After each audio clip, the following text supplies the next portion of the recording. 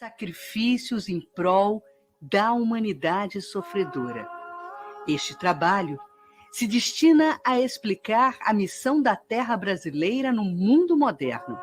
Assim, explica Emmanuel, mentor espiritual de Chico Xavier, psicógrafo do livro ditado por Humberto de Campos, a finalidade da obra. Brasil, coração do mundo, pátria do Evangelho. Vai nos falar da significação espiritual do nosso país. Em nosso seriado, refletiremos sobre a responsabilidade de sermos brasileiros na pátria do Cruzeiro. Temos a vocação de contraponto nas expressões materializadas e transitórias do mundo, com potencial para incentivar virtudes em favor da vida imortal do espírito. É inquestionável a magnitude das riquezas materiais do nosso Brasil, mas propomos aguçar o nosso olhar para um foco intrínseco, o Brasil espiritual, povo fraternal e generoso que sonha e trabalha, cuja alma se transformou em flor amorosa, tendo em suas sementes o vigor da miscigenação racial. Assim atesta o autor espiritual Humberto de Campos, complementando que nessa abençoada tarefa de espiritualização, o Brasil caminha na vanguarda. O material a empregar nesse serviço não vem das fontes de produção originariamente terrena, e sim do plano invisível, onde se elaboram todos os ascendentes construtores da pátria do Evangelho. Sem dúvida, veremos no futuro a terra do Cruzeiro escrever sua história de realizações morais em favor do mundo. Jesus transplantou da Palestina para o Brasil a árvore magnânima do seu Evangelho. Nessa abençoada tarefa de espiritualização, caminhamos na vanguarda, sob a inspiração de Ismael, preposto de Jesus e protetor do nosso Brasil.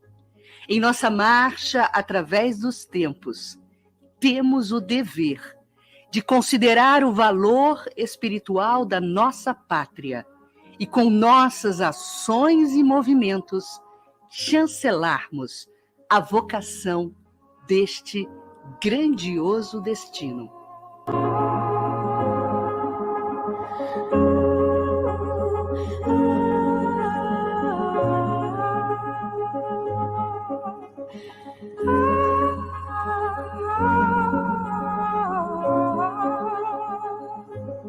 Boa noite para você, Cris. Como estão as coisas no Rio? Tudo em paz? Tudo em paz. Muito feliz, né, Elahada? A gente dá curso a esse projeto que surgiu de uma forma tão espontânea, né? E a ideia nos inspirou, né? A possibilidade de desdobrarmos um pouco a história que é contada por Humberto de Campos no livro Brasil, Coração do Mundo, Pátria do Evangelho, sob a augusta psicografia de Chico Xavier, nosso irmão Chico Xavier, né? E para começarmos, talvez, Elahá, depois eu quero te passar essa bola, falarmos um pouco da justificativa do porquê estarmos aqui reunidos, né? E o que nos incentivou a unirmos esforços para podermos dar sequência a esse seriado Brasil, um coração para o mundo. Eu estava tentando buscar alguma inspiração para justificar essa nossa iniciativa e me salientaram 3 frases, né, que eu consegui pensar aqui, 2 que estão no livro, no próprio prefácio do livro, uma de Emmanuel, que é quem faz o prefácio da obra de Humberto de Campos. Ele diz o seguinte: este trabalho, e o nosso trabalho também terá certamente esse objetivo, esse trabalho se destina a explicar a missão da terra brasileira no mundo moderno. Depois a gente ganha o reforço do próprio autor espiritual Humberto de Campos, quando nos fala na temática, né, na introdução da temática, sob o capítulo Esclarecendo, quando ele mesmo, autor, defende a necessidade da obra, dizendo que, e parece que ele está falando para os dias de hoje, né? Nos dias de provação, como nas horas de venturas, estejamos irmanados numa doce aliança de fraternidade e paz indestrutível, que nada conturbe a nossa paz, dentro da qual deveremos esperar as claridades do futuro. Então, a nossa fala aqui, meus amigos, além de querer rever posições e rever responsabilidades, a nossa fala é de esperança, a nossa fala é de acreditarmos na força do nosso Brasil, que tem uma missão espiritual, e a gente já já vai falar disso, né, Lara? E aí, culminando com todas essas justificativas, eu me lembro de Kardec, quando ele, já somado aos primeiros esforços do movimento espírita no Brasil, na Casa de Ismael, na Federação Espírita Brasileira, dita uma mensagem a Frederico Júnior, que é publicada depois, essa mensagem, no livro A Prece, e o próprio codificador reforça essa missão espiritual da nossa pátria. Corridos séculos, diz o codificador, desenvolvido intelectualmente o espírito humano, Deus, na sua sabedoria, achou que era chegado o momento de convidar os homens à meditação do Evangelho.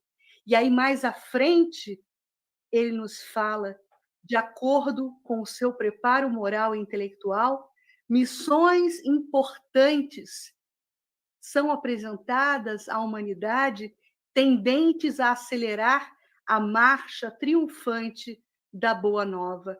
E o codificador reforça: esse pedaço de terra, esse nosso Brasil, a esse nosso Brasil foi dada também a revelação da revelação, firmando os vossos espíritos antes de encarnarem compromissos, nós, brasileiros, espíritas brasileiros, firmando os vossos espíritos antes de encarnarem compromissos de que ainda não vos desobrigastes.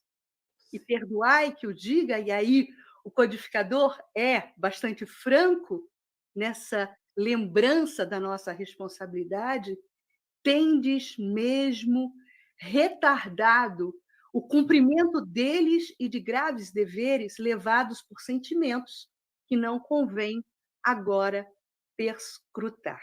Então, caro amigo Elahá, eu acho que nós estamos aqui como facilitadores, talvez, da revivescência dessa memória, dessa responsabilidade, falarmos dessa vocação espiritual e nos somarmos em um esforço único por um melhoramento, né?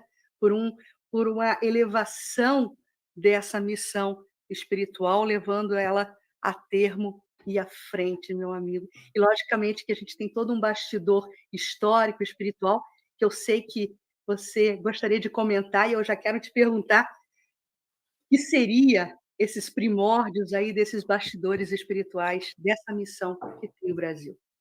Então, antes de passar para essa parte desses primórdios, eu queria só fazer um pequeno comentário, Cris, que publicar uma obra hoje, no ano que nós estamos, falando que o espiritismo no Brasil seria bem-sucedido, é uma tarefa fácil, em virtude do que você observa do crescimento do movimento espírita no país em relação até a outras partes do mundo.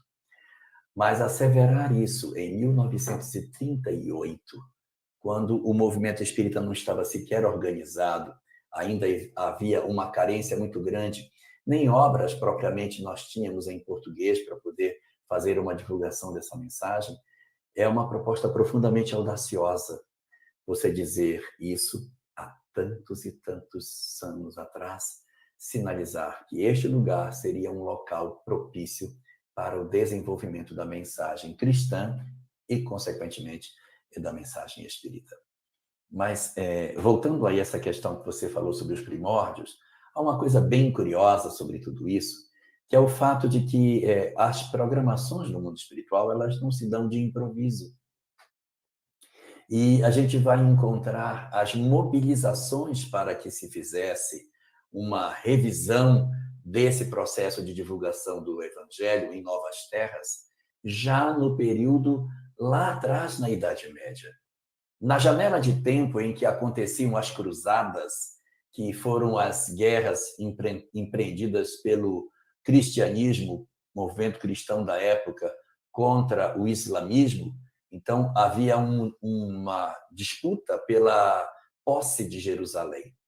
Os muçulmanos tomavam Jerusalém, os cristãos tomavam de volta, os muçulmanos tomavam, os cristãos tomavam, e em cima dessa luta por essa discussão para tentar, como dizia Francisco de Assis, tomar um túmulo que estava vazio, mas para querer tomar a posse de um túmulo vazio, que era o túmulo do Cristo, os homens empreenderam 9 cruzadas.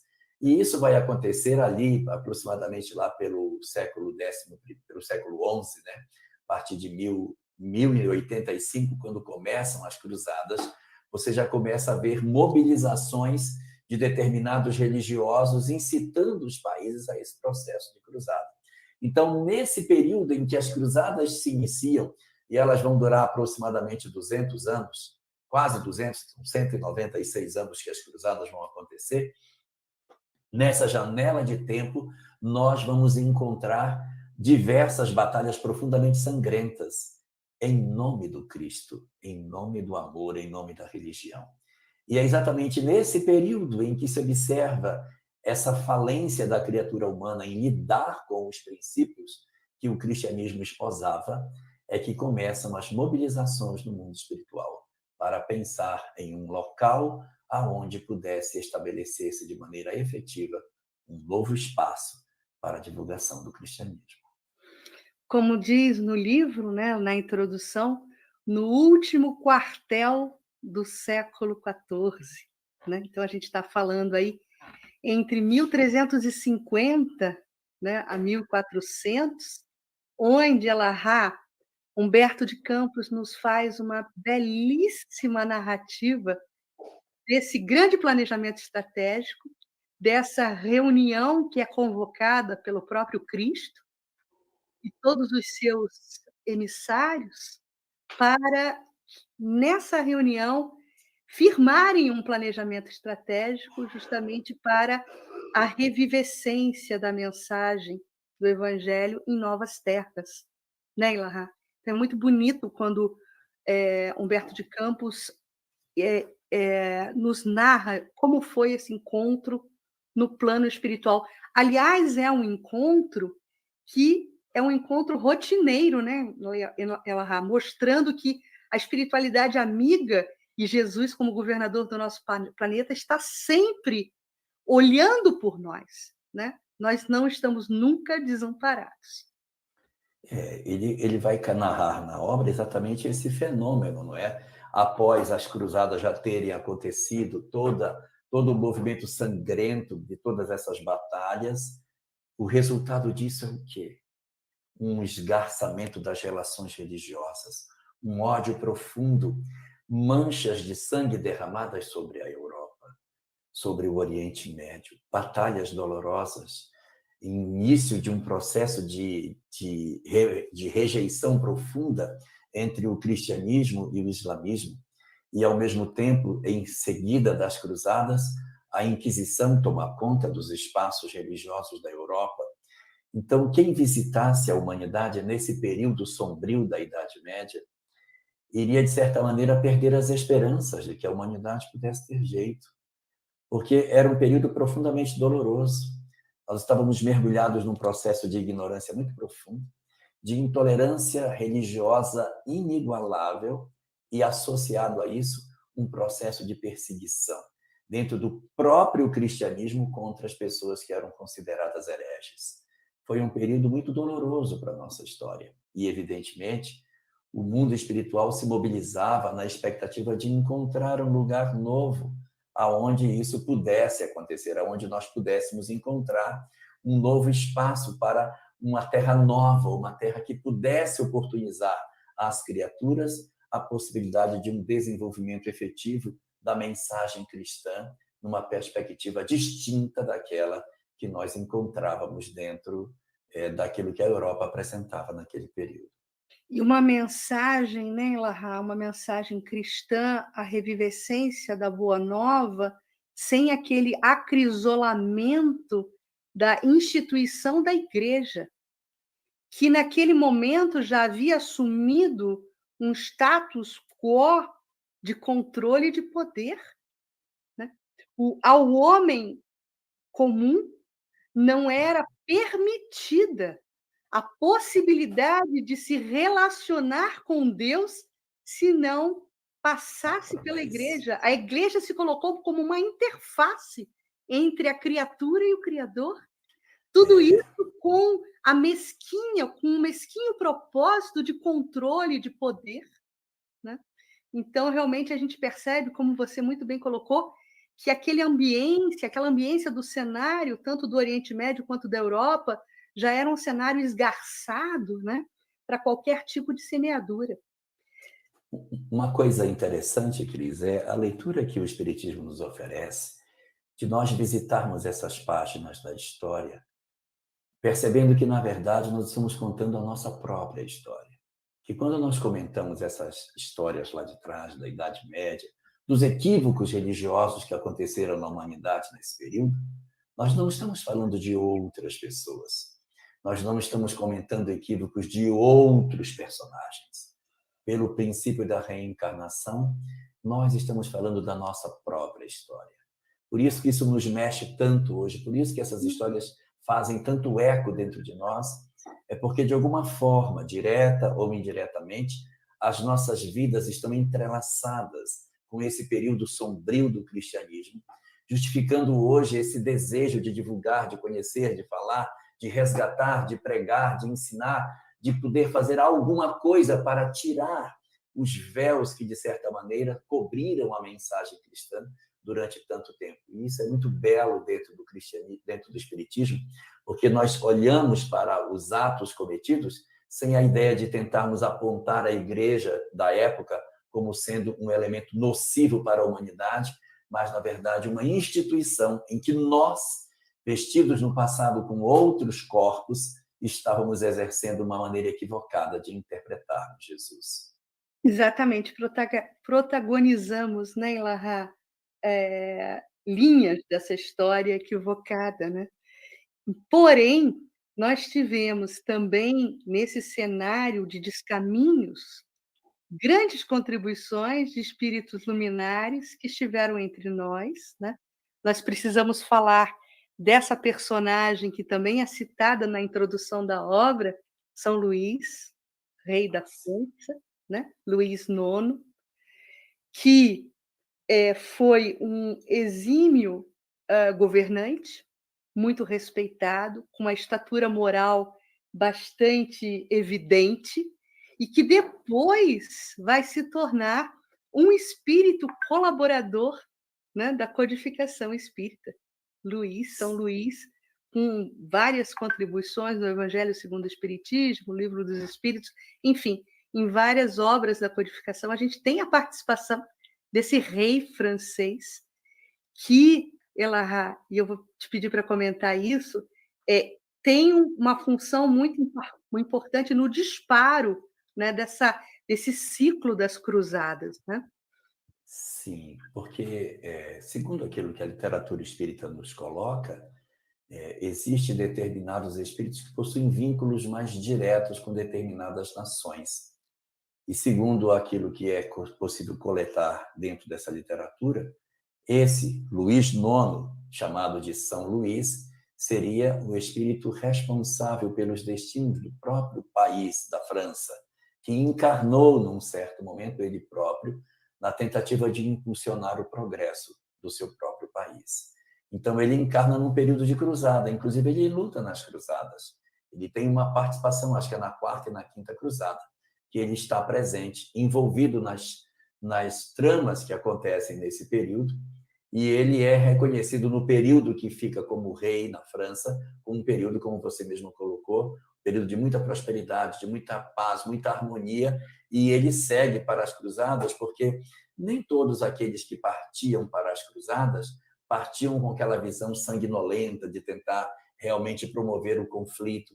Muitos saíam na tentativa de encontrar uma forma de articular uma espécie de paz, de tentar uma estratégia para a pacificação dos ambientes.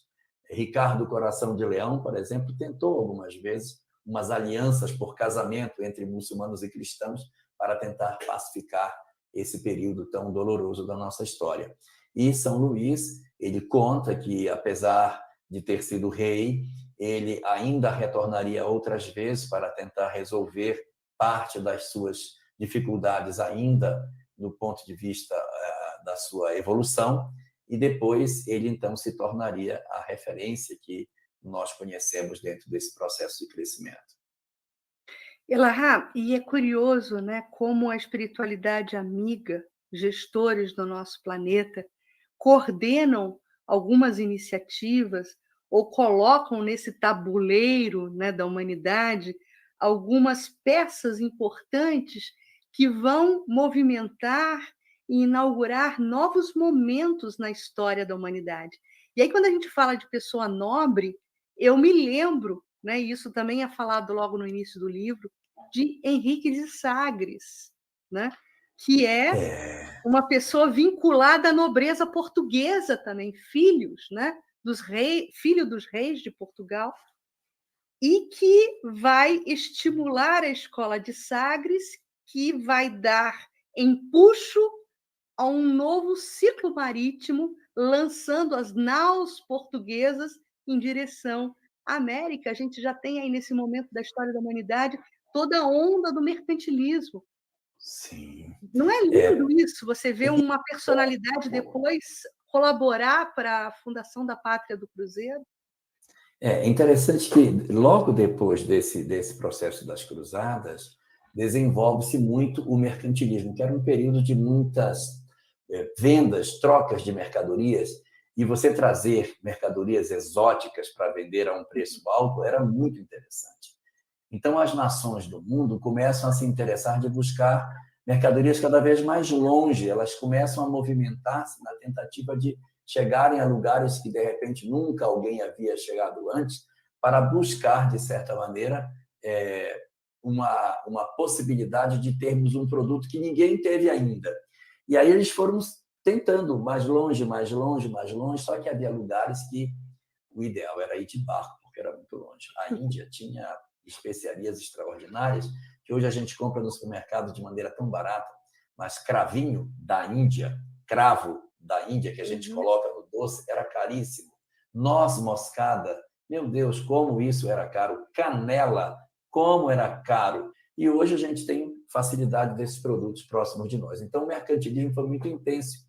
E Portugal começou a se interessar por isso, que era uma fonte de renda muito grande, mas precisava formar os navegadores, precisava formar um grupo de pessoas que pudessem fazer esse fenômeno de migrar de um lugar para o outro para ir buscar as especiarias para vender. Precisava formar uma escola para isso.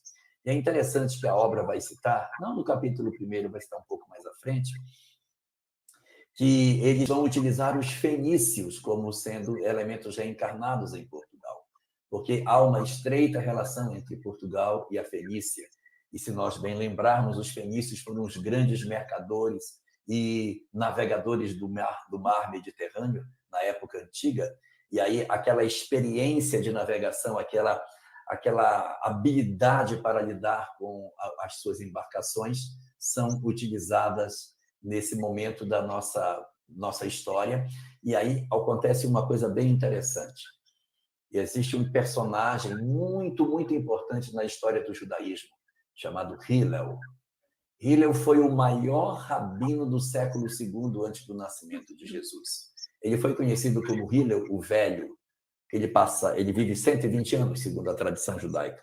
40 como um ignorante, 40 estudando e 40 como sábio. Ele é o rabino do amor. Ninguém pregou tanto amor dentro do judaísmo como Hillel. E depois que ele fica velho, ele decide passar a sua ideologia para alguém que continuasse. Escolhe seu neto. O neto dele chama-se Gamaliel, que seria o mestre de Saulo de Tarso. Então, se Saulo ouvisse Gamaliel, que era ensinado por Hillel, que falava sobre o amor, talvez a história do cristianismo fosse diferente. Mas não acontece isso. E Hillel, portanto, acaba vivendo um momento muito mágico dentro do judaísmo pela sua pregação focada no amor. E a obra fala que Henrique de Sagres é a reencarnação de Hillel, que aparece na obra com o nome de Eliu, porque na linguagem árabe eles trocam as vogais. Jesus é chamado de Isa, Moisés é chamado de Musa, Abraão é chamado de Ibrahim e Hillel é chamado de Eliu. Então, Eliu ou Hillel, tanto faz, é que seria Henrique de Sagres, o criador da escola de navegação que formaria os grandes navegadores portugueses que iriam sair mundo afora atrás das especiarias para que pudessem comercializar e enriquecer o reino de Portugal. Elahá, olha que linda essa sincronicidade. Eu querendo sublinhar o que você acabou de falar para a gente. Paulo de Tarso, um dos principais, se não o principal, arauto do Evangelho, né? O apóstolo dos gentios, que pulverizou a mensagem da Boa Nova, alastrou isso pelo mundo, que naquela época era possível para ele, né? Fazer a difusão. Depois, nós vamos encontrar Hillel, né? Tendo um vínculo familiar com Gamaliel, que foi o grande mestre de Paulo de Tarso. E esse espírito reencarnado como Henrique de Sagres é que vai disparar e fomentar todo esse processo marítimo que vai facultar a descoberta do Brasil, e aí eu estou colocando entre aspas, porque esse assunto é um assunto sensível, mas tem aqui no livro, né, uma opinião muito contundente de Humberto de Campos sobre isso, onde ele defende que não houve coincidência, não foi por acaso, existiu uma programação espiritual para que os portugueses descobrissem o Brasil, não foi um erro de rota, né? Eles eram exímios navegadores, não fariam, não. Né? Pela lógica, não faz lógica essa versão, né? De engano. Quero até te ouvir sobre isso. E aí percebe essa sincronicidade, né, Elahá? Tem todo um pano de fundo sendo orquestrado pela espiritualidade amiga. Eu faria até um paralelo outro, Cris, que Hillel, quando Hillel veio e fez as bases para que o cristianismo nascesse, formando Gamaliel para que formasse Paulo. Mas Paulo se desvirtua, depois acerta. Quando ele volta, ele cria de novo as bases para o surgimento de um local onde o cristianismo se espalhasse. Então, ele está sempre por trás desses mecanismos como uma espécie de precursor da ideia cristã, criando as bases para que isso aconteça. E ele, segundo diz a obra, tem uma relação muito próxima com Jesus, por estar relacionado com os aspectos sociológicos do planeta. Então, seria um espírito vinculado especificamente a essa orquestração da harmonia da Terra, do processo de conexão das criaturas. Né? Ele estava nessa reunião no plano espiritual, né? Justamente quando havia quando aconteceu esse planejamento estratégico, ele era um dos componentes dessa reunião no plano espiritual, né? Bom, herança espiritual das nações, Elahá, o que podemos falar sobre isso? A gente já falou dos fenícios em comparação com os portugueses. Tem mais grupo espiritual por aí? Existem muitas conexões entre os povos do passado com o presente, e a gente encontra até algumas conexões disso na obra A Caminho da Luz, onde Emmanuel faz algumas ligações. Né? Nós tivemos um povo no passado que usava uma águia como símbolo do seu império, e o cidadão desse povo era considerado a pessoa mais importante do mundo. O cidadão romano não era molestado em lugar nenhum. Eles eram, na verdade, os donos do mundo. E o Império Romano, com a sua águia, com as suas construções no modelo greco-romano, vai ter uma quantidade muito grande deles reencarnados no presente, numa nação que também utiliza uma águia como símbolo do seu império, que também utiliza estilo greco-romano nas suas construções e que também recebe os seus heróis do mesmo jeito que recebia os seus heróis de batalha, jogando papel picado, quando eles saíram nas bigas depois das suas vitórias em batalha. A mesma coisa acontece hoje, quando os heróis dessa nação a qual me refiro, que é os Estados Unidos, também eles fazem uma celebração muito semelhante nesse sentido. Então, os Estados Unidos são um desses elementos que viviam no passado na condição de romanos e boa parte deles hoje vive o psiquismo dos romanos dentro do ambiente americano que nós temos na atualidade. Elahá, eu diria que qualquer hegemonia não é mera coincidência. Não é, não é. Mas existem outros também, né? Os espartanos, que eram muito vocacionados para a guerra, para essa visão mais austera da vida, estariam muito ligados à história da Prússia, à história da Alemanha. Então, há uma conexão entre Esparta e a Prússia / Alemanha. E a França, que não tinha boa relação com Esparta, vocacionada para a arte, para o belo, para as coisas ligadas ao sentimento, teriam reencarnado de maneira bastante expressiva na França, fazendo com que Atenas e França tenham uma ligação, enquanto a Alemanha conectada com os aspectos relacionados a Esparta. A Esparta. Ela já tem um outro fato muito curioso, e aqui a gente está levantando curiosidades, né? Para a gente mostrar que esses fatos, na verdade, precisam ter como pano de fundo alguma explicativa espiritual de planejamento estratégico. É muito curioso, né, meu amigo, como o Brasil, com milhões de metros quadrados de costa e litoral, pôde se manter unificado apesar de uma diminuta força marítima portuguesa. Quer dizer, é impossível se pensar sem um concurso espiritual, né? Não há explicação. Não há explicação. Quando você pega a história, a gente está passando lá para frente para a história da independência, mas quando você pega ali o trabalho de Cochrane, que foi contratado por Dom Pedro I para ajudar na defesa da costa brasileira, era uma missão impossível. Você, com aquela pouca frota que ele tinha, conseguir cobrir e defender as costas do Brasil. Realmente, por que ele não se dividiu? Por que suas fronteiras não foram atacadas? Não é lógico. Não é lógico. Os franceses tentaram. Vamos tirar aqui, eu estou falando mais Rio de Janeiro, talvez, da nossa história mais próxima de mim, Baía de Guanabara. Né? Os portugueses chegam na Bahia, né? Primeiro, depois vão descendo ao litoral brasileiro e se estabelecem na segunda capital do país, que foi o Rio de Janeiro, já no século XVI. E Baía de Guanabara, ali era ocupada naquele momento por vários grupos indígenas diferentes, tamoios, né? Tamoios e temiminóis.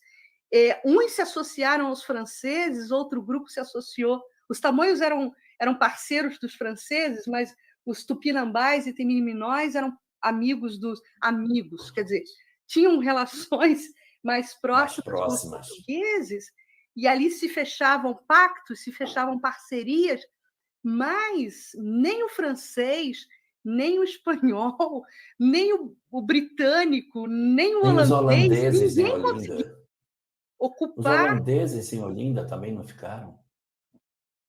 Exato. Então, a gente percebe que existe algo maior patrocinando, né, essa magnitude do país como um todo para se manter uno, para depois, num futuro, desempenhar um papel importante para a humanidade. Né?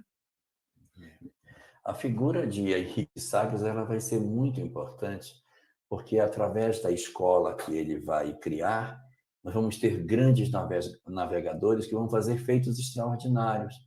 como a primeira viagem de circunnavegação pela Terra, de Fernão de Magalhães. Isso é muito importante, você provar que a Terra realmente era redonda.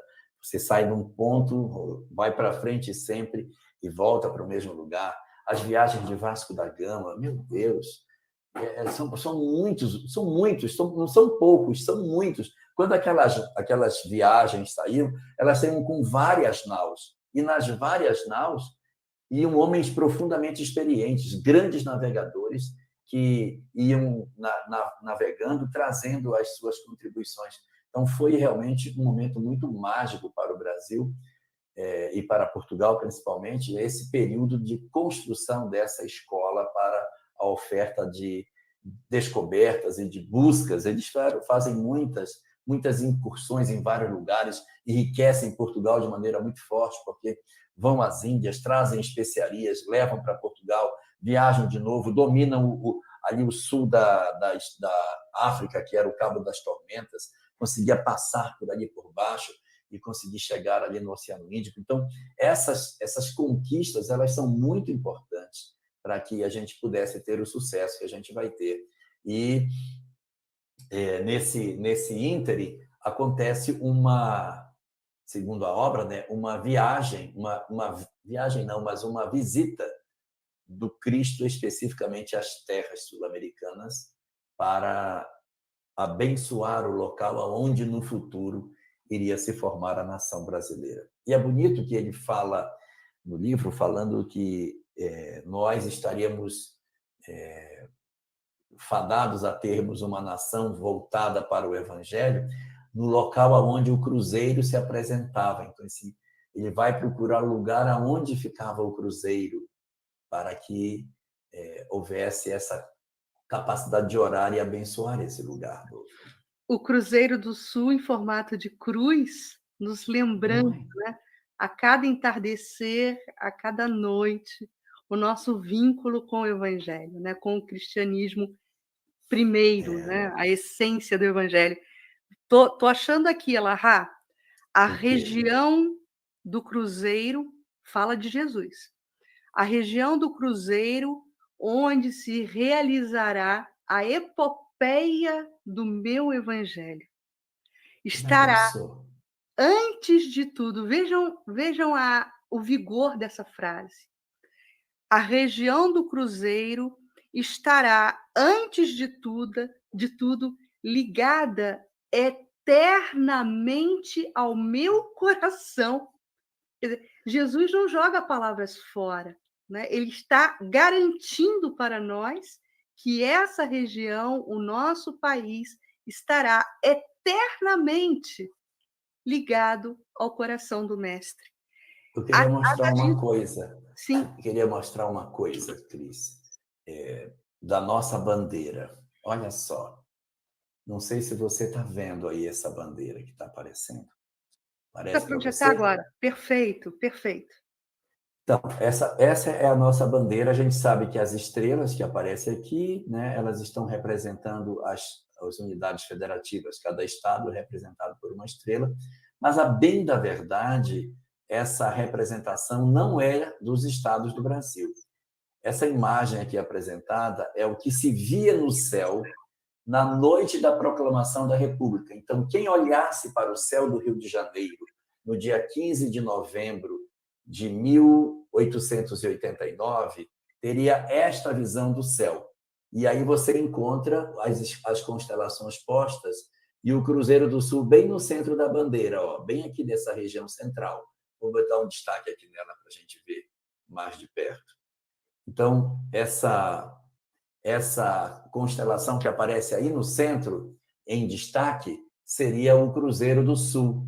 Então, você vê que na própria bandeira do Brasil, eles poderiam ter colocado o Cruzeiro do Sul numa outra posição, mas ela fica bem no centro. Por quê?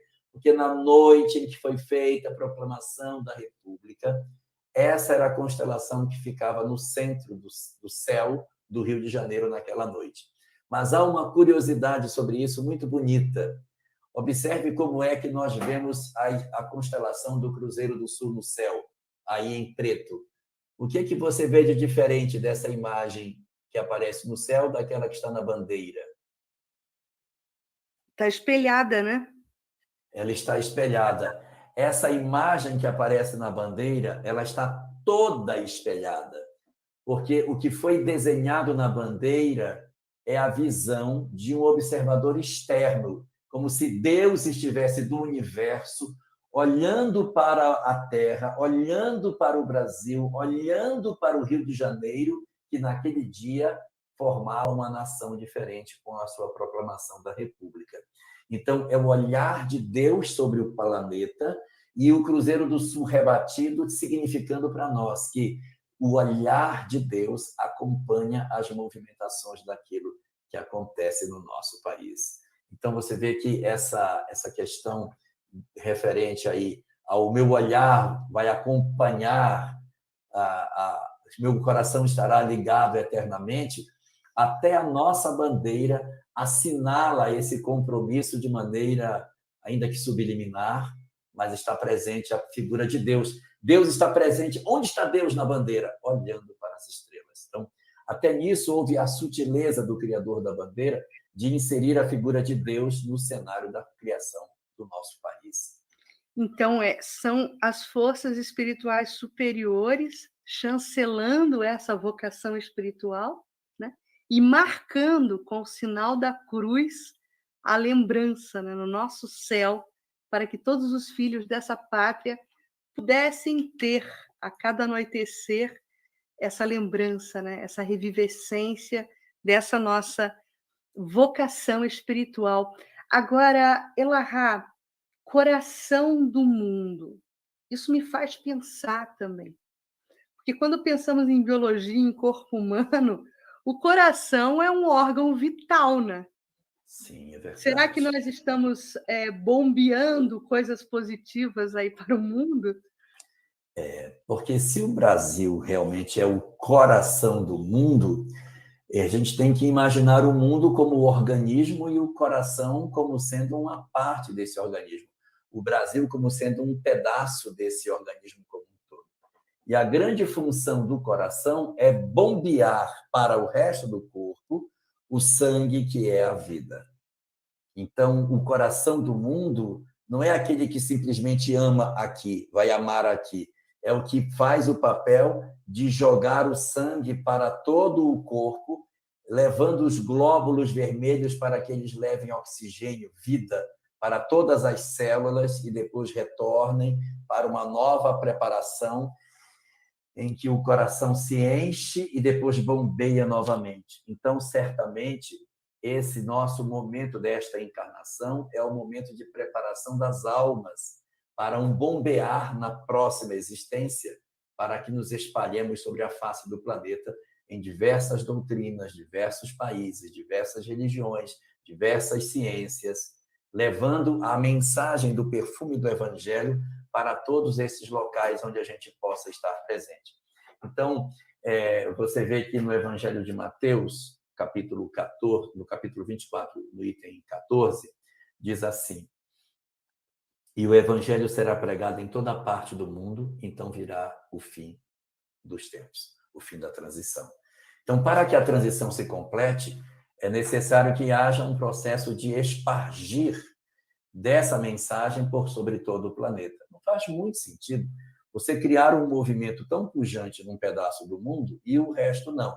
Por que, então? Porque o coração está cheio de sangue e nós somos como se fôssemos as hemácias e vamos ser bombeados para o Afeganistão, o Cazaquistão, a França, a Itália, né? Nós vamos nos derramar sobre todas as faces, todas as nações do mundo, levando essa mensagem original. E aí a gente vai para fazer esse trabalho, ou seja, nós já temos a tarefa da próxima encarnação. Essa é a capacitação para o verdadeiro trabalho que será na próxima. Então, a gente tem que se fortalecer ao máximo de virtudes e de conhecimento para que a gente consiga fazer frente aos embates que nós teremos numa próxima existência, que talvez não venhamos a ser espíritas, mas levaremos as ideias inatas daquilo que conhecemos hoje. O Semeador do Bem, por Maria Dolores e Francisco Cândido Xavier.